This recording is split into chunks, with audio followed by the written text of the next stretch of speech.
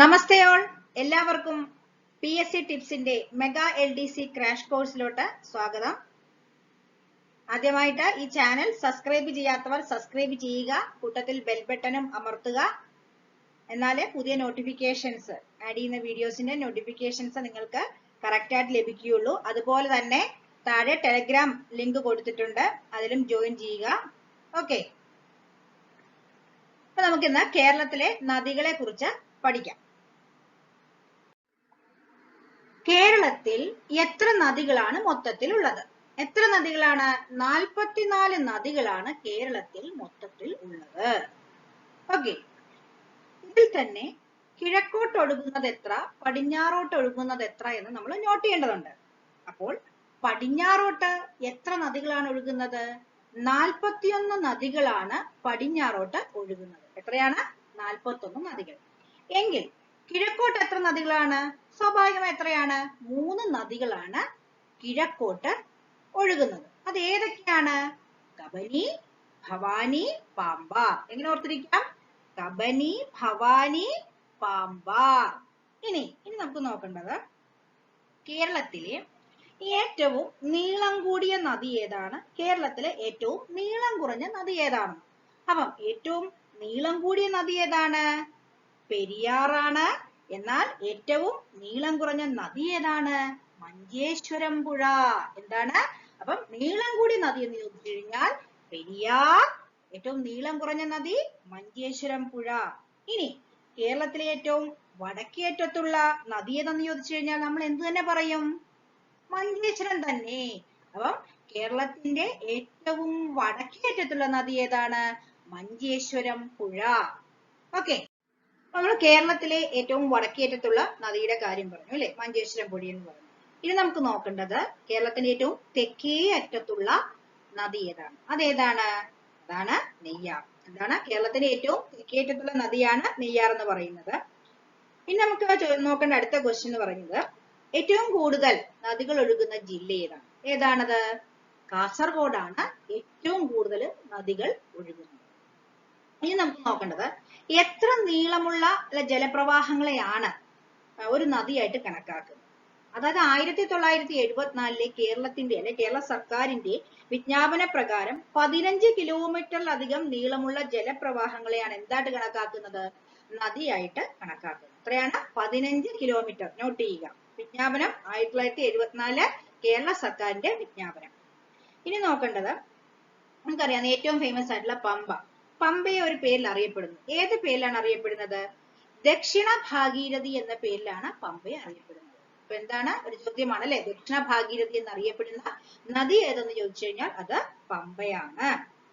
ഇനി മഞ്ഞ നദി എന്നറിയപ്പെടുന്ന കേരളത്തിലെ നദി ഏതാണ്? കുറ്റ്യാടിപ്പുഴയാണ് മഞ്ഞ നദി എന്നറിയപ്പെടുന്നത്. മഞ്ഞ കുറ്റി എന്നൊക്കെ ഓർത്താൽ മതി കേട്ടോ. അപ്പൊ എന്താണ്? മഞ്ഞ നദി എന്നറിയപ്പെടുന്നത് കുറ്റ്യാടിപ്പുഴയാണ്. ഇനി അടുത്ത ക്വസ്റ്റ്യൻ ശ്രദ്ധിക്കണം, 2 ക്വസ്റ്റ്യൻ നമ്മൾ വ്യത്യാസം. സൈലന്റ് വാലി നാഷണൽ പാർക്കിലൂടെ ഒഴുകുന്ന നദി ഏതെന്ന് ചോദിച്ചു കഴിഞ്ഞാൽ അത് നമുക്ക് എന്ത് പറയാം? കുന്തിപ്പുഴയാണ്. എന്താണ്? പാർക്കിലൂടെ, through the park, through the silent valley national park, which river is flowing എന്ന് ചോദിച്ചു കഴിഞ്ഞാൽ അത് കുന്തിപ്പുഴയാണ്. ഇനി നമുക്ക് നോക്കേണ്ടത് എന്താണ്?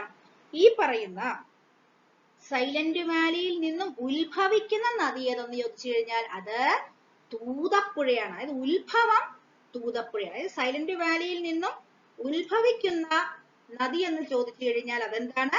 തൂതപ്പുഴയാണ്. ഓക്കെ, കാസർഗോഡ് ജില്ലയെ യു ആകൃതിയിൽ ചുറ്റി ഒഴുകുന്ന നദി എന്ന് ചോദിച്ചു കഴിഞ്ഞാൽ അത് ചന്ദ്രഗിരി പുഴയാണ്. ഓർക്കുക, കാസർഗോഡ് ജില്ലയെ യു ആകൃതിയിൽ ചുറ്റി ഒഴുകുകയാണ് ഏത് പുഴ? ചന്ദ്രഗിരി പുഴ. ഇനി കോട്ടയം പട്ടണത്തിലൂടെ ഒഴുകുന്ന നദി ഏതാണ്? മീനച്ചിലാർ. എന്താണ്? മീനച്ചിലാർ ആണ് കോട്ടയം പട്ടണത്തിലൂടെ ഒഴുകുന്ന നദി. ഇനി 3 നദികളുണ്ട്, നല്ലതണ്ണി, കുണ്ടള, മുതിരപ്പുഴ. ഈ 3 നദികൾ എവിടെ സംഗമിക്കുന്ന അറിയാമോ? മൂന്നാറിൽ. എവിടെയാണ്? മൂന്നാറിൽ സംഗമിക്കുന്ന നദികൾ ഏതൊക്കെയാണ്? നല്ലതണ്ണി, കുണ്ടള, മുതിരപ്പുഴ. ഇനി ധർമ്മടം ദ്വീപ് സ്ഥിതി ചെയ്യുന്ന നദി ഏതാണ്?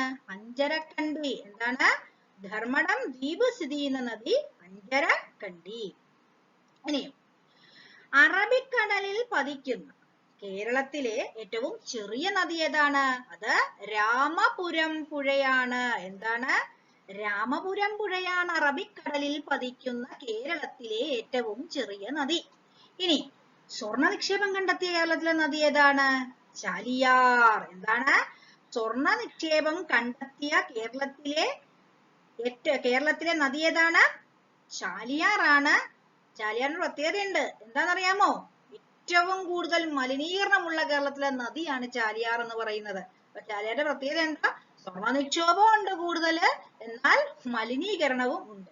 ഇനി എന്നാൽ കുറവ് മലിനീകരണമുള്ള കേരളത്തിലെ നദി ഏതാണ്? നമ്മുടെ സ്വന്തം കുന്തിപ്പുഴ അല്ലെ? സൈലന്റ് വാലിയിലൂടെ ഒഴുകുന്ന കുന്തിപ്പുഴയാണ് ഏറ്റവും കുറവ് മലിനീകരണമുള്ള കേരളത്തിലെ നദി. ഇനി കേരളത്തിൽ ഏറ്റവും കൂടുതൽ മത്സ്യസമ്പത്തുള്ള പുഴ ഏതാണ്? അത് ചാലക്കുടി പുഴ. കേരളത്തിൽ ഏറ്റവും കൂടുതൽ മത്സ്യസമ്പത്തുള്ള പുഴയെന്ന് ചോദിച്ചു കഴിഞ്ഞാൽ അത് ചാലക്കുടി പുഴയാണ്. അപ്പൊ നമുക്ക് പെരിയാറിന്റെ പ്രത്യേകതകൾ പഠിക്കാം. ആദ്യം നോക്കേണ്ടത് എന്താണ്? പെരിയാറിന് എത്ര നീളമുണ്ട്? 244 കിലോമീറ്റർ ആണ് പെരിയാറിന്റെ നീളം. എത്രയാണ്? 244 കിലോമീറ്റർ ആണ് പെരിയാറിന്റെ നീളം. ഇനി എവിടുന്നാണ് പെരിയാർ ഉത്ഭവിക്കുന്നത്? ശിവഗിരി മലയിൽ നിന്നാണ് പെരിയാർ ഉത്ഭവിക്കുന്നത്. എവിടെ നിന്നാണ്? ശിവഗിരി മലയിൽ നിന്നാണ് പെരിയാർ ഉത്ഭവിക്കുന്നത്. ഇനി നമുക്ക് നോക്കേണ്ടത് പെരിയാറിന് എത്ര പോഷക നദികളുണ്ട്? പെരിയാറിന്റെ പോഷക നദികളാണ് നമുക്ക് നോക്കേണ്ടത്. എന്തൊക്കെയാണ്? മുതിരപ്പുഴ, മുല്ലയാർ, ചെറുതോണിപ്പുഴ, ഇടമലയാർ, കട്ടപ്പനയാർ. ഇത്രയും നദികളുണ്ട്. ഏതൊക്കെയാണ്? മുതിരപ്പുഴ, മുല്ലയാർ, ചെറുതോണിപ്പുഴ, ഇടമലയാർ, കട്ടപ്പനയാർ. ഇവയൊക്കെയാണ് എന്ത്? പെരിയാറിന്റെ പോഷക നദികൾ. ഓർത്തിരിക്കാൻ നമുക്കൊരു ക്ലൂ വെച്ച് ഓർത്തിരിക്കാം. എന്താണ്? നമ്മുടെ ആരാണ്? മുല്ലാക്കായും പിന്നെ ആരാണ്? കട്ടപ്പായും കൂടെ നല്ല പോഷക സമൃദ്ധിയുള്ള മുതിരപ്പയറൊക്കെ കഴിച്ച് ഇടയ്ക്കിടയ്ക്ക് ഒരു സൊറയൊക്കെ പറഞ്ഞ് ഒരു ചെറു തോണിയിൽ ഇതിലെ കൂടെ പോയിക്കൊണ്ടിരിക്കുകയാണ്. പെരിയാറിലൂടെ പോയിക്കൊണ്ടിരിക്കുകയെന്ന് ഓർത്തിരിക്കുക. കാരണം നമ്മൾ ഒത്തിരി കാര്യങ്ങൾ പഠിക്കുമ്പം ഇതെല്ലാം നമുക്ക് പരസ്പരം തിരിഞ്ഞു പോകും. അപ്പൊ ഇങ്ങനെ ഓർത്തിരുന്നാൽ മതി. എല്ലാം ലിങ്ക് ഇട്ട് നിങ്ങൾ ക്ലൂ ഇട്ട് പഠിച്ചു കഴിഞ്ഞാൽ നിങ്ങൾക്ക് എളുപ്പമായിരിക്കും. ആരൊക്കെയാണ്? മുല്ലക്കായും കട്ടപ്പയും മുതിരപ്പയറൊക്കെ കഴിച്ച് ഇടയ്ക്കിടയ്ക്ക് സൊറയൊക്കെ പറഞ്ഞ് ഒരു ചെറു തോണിയിലൂടെ പെരിയാറിലൂടെ പോയിക്കൊണ്ടിരിക്കുകയായിരുന്നു. ജസ്റ്റ് ഒന്ന് ഓർത്തിരിക്കുക. ഓക്കെ. ഇനി അടുത്ത നമുക്ക് ക്വസ്റ്റ്യൻ നോക്കാം. കേരളത്തിലെ ഏറ്റവും കൂടുതൽ പോഷക നദികളുള്ള നദികളെന്ന് ചോദിച്ചു കഴിഞ്ഞാൽ നമ്മൾ എന്തു പറയും? പെരിയാറിനാണ് അല്ലെ? നമ്മൾ ഈ പോഷക നദികൾ നേരത്തെ കണ്ടില്ലേ? അപ്പൊ എന്താണ്? കേരളത്തിൽ ഏറ്റവും കൂടുതൽ പോഷക നദികളുള്ളത് പെരിയാറിനാണ്. ഇനി വേറെ ക്വസ്റ്റ്യൻ ചോദിക്കാം. കേരളത്തിന്റെ ജീവനാഡി എന്നറിയപ്പെടുന്നത് എന്താണ്? പെരിയാറാണ്. എന്താണ്? കേരളത്തിലെ ജീവനാഡി എന്നറിയപ്പെടുന്നത് എന്താണ്? പെരിയാറാണ്. ഇനി ആലുവ പുഴ എന്നറിയപ്പെടുന്നത് എന്താണ്? പെരിയാറാണ്. എന്താണ്? ആലുവ പുഴ എന്നറിയപ്പെടുന്നതും പെരിയാറാണ്. ഓക്കെ. നമുക്കിനി പെരിയാറിന്റെ കുറച്ച് പ്രത്യേകതകൾ കൂടെ പഠിക്കാം. അപ്പൊ കേരളത്തിലെ ഏറ്റവും കൂടുതൽ വെള്ളമുള്ള നദി എന്ന് ചോദിച്ചു കഴിഞ്ഞാൽ അതെന്താണ്? പെരിയാറാണ്. എന്താണ്? കേരളത്തിലെ ഏറ്റവും കൂടുതൽ വെള്ളമുള്ള നദി എന്ന് ചോദിച്ചു കഴിഞ്ഞാൽ പെരിയാറാണ്. ഇനി ഏറ്റവും കൂടുതൽ ജലവൈദ്യുത നിലയങ്ങളുള്ള നദി എന്ന് ചോദിച്ചു കഴിഞ്ഞാൽ എന്താണ്? അത് പെരിയാറാണ്. ഇവിടെ കേരളത്തിൽ ഏറ്റവും കൂടുതൽ ജലവൈദ്യുത നിലയങ്ങൾ ഉള്ള നദി എന്ന് ചോദിച്ചു കഴിഞ്ഞാൽ അത് പെരിയാറാണ്. ഇനി കേരളത്തിലെ ഏറ്റവും കൂടുതൽ ഡാമുകളുള്ള നദി എന്ന് ചോദിച്ചു കഴിഞ്ഞാലോ അതും പെരിയാർ തന്നെ. എന്താണ്? കേരളത്തിലെ ഏറ്റവും കൂടുതൽ ഡാമുകളുള്ള നദി എന്ന് ചോദിച്ചു കഴിഞ്ഞാലും പെരിയാർ തന്നെയാണ്. ഇനി പെരിയാർ ഒഴുകുന്നത് ഏതൊക്കെ ജില്ലകളിലൂടെയാണ്? അതൊരു ചോദ്യമാണ്. എന്താണ്? പെരിയാർ ഒഴുകുന്നത് ഇടുക്കി, എറണാകുളം ജില്ലകളിലൂടെയാണ്. പെരിയാർ ഒഴുകുന്നത് ഇടുക്കി, എറണാകുളം ജില്ലകളിലൂടെയാണ്. ഇനി ആലുവ അദ്വൈതാശ്രമം സ്ഥിതി ചെയ്യുന്നത് എവിടെയാണ്? പെരിയാറിന്റെ തീരത്താണ് ആലുവ അദ്വൈത ആശ്രമം സ്ഥിതി ചെയ്യുന്നത്. ഇനി നമുക്ക് നോക്കേണ്ടത് ശങ്കരാചാര്യർ പൂർണ്ണ എന്ന് പെരിയാറിനെ പരാമർശിച്ചിട്ടുണ്ട്. എന്താണ്? ശങ്കരാചാര്യർ പൂർണ്ണ എന്ന് പരാമർശിച്ച നദി ഏതെന്ന് ചോദിച്ചു കഴിഞ്ഞാൽ അത് പെരിയാറാണ്. ഇനി പെരിയാറിനോട് ആദ്യം ചേരുന്ന പോഷക നദി ഏതാണ്? മുല്ലയാർ. നമ്മള് പോഷക നദികളെ കുറിച്ച് അല്ലെ, പെരിയാറിന്റെ പോഷക നദികളെ കുറിച്ച് പഠിച്ചിരുന്നു. അതിൽ തന്നെ പെരിയാറിനോട് ആദ്യം ചേരുന്ന പോഷക നദി ഏതാണ്? മുല്ലയാറാണ്. ഇനി പ്രാചീന കാലത്ത് കൗടില്യന്റെ അർത്ഥശാസ്ത്രത്തിൽ ചൂർണി എന്ന പേരിൽ പരാമർശിക്കുന്ന നദി ഏതെന്ന് ചോദിച്ചു കഴിഞ്ഞാൽ അതെന്താണ്? പെരിയാറാണ്. എന്താണ്? പ്രാചീന കാലത്ത് കൗടില്യന്റെ അർത്ഥശാസ്ത്രത്തിൽ ചൂർണി എന്ന പേരില് പരാമർശിക്കപ്പെടുന്ന നദി ഏതാണ്? അതും പെരിയാറാണ്. അപ്പൊ ചൂർണി എന്നുണ്ട്, പൂർണ്ണ എന്നും പരാമർശങ്ങള് ഉണ്ട് പെരിയാറിന് അല്ലെ. ഇനി പെരിയാറിന്റെ പതനസ്ഥാനം എവിടെയാണ്? വേമ്പനാട് കായൽ. എവിടാണ്?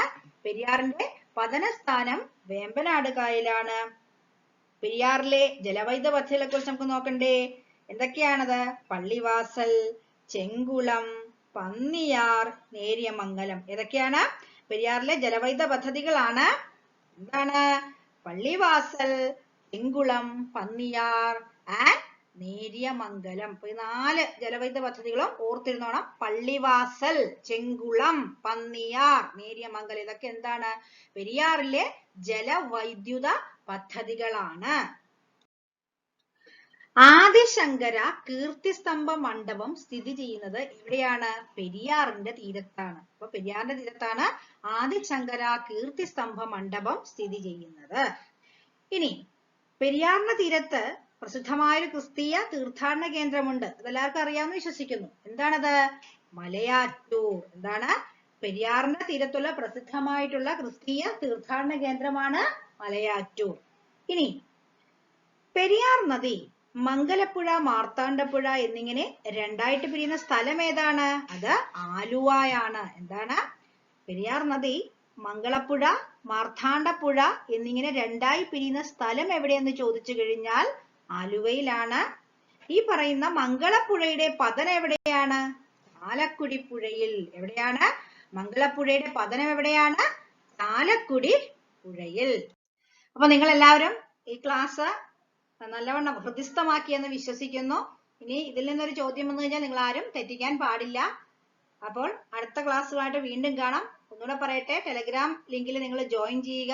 അപ്പൊ ക്ലാസ്സുകളൊക്കെ കൃത്യമായിട്ട് ഞാൻ ഇടുന്നതായിരിക്കും. അപ്പൊ എല്ലാവരും കറക്റ്റ് ആയിട്ട് ഫോളോ ചെയ്യുക. അപ്പം എല്ലാവർക്കും ക്ലാസ് ശ്രദ്ധിച്ചതിന് നന്ദി. സബ്സ്ക്രൈബ് ചെയ്യാൻ മറക്കരുത്. ചാനൽ നിങ്ങൾ സബ്സ്ക്രൈബ് ചെയ്യാൻ മറക്കരുത്. അതുപോലെ ഇഷ്ടപ്പെടുവാണെങ്കിൽ ലൈക്ക് ചെയ്യുക, ഷെയർ ചെയ്യുക. ഓക്കെ.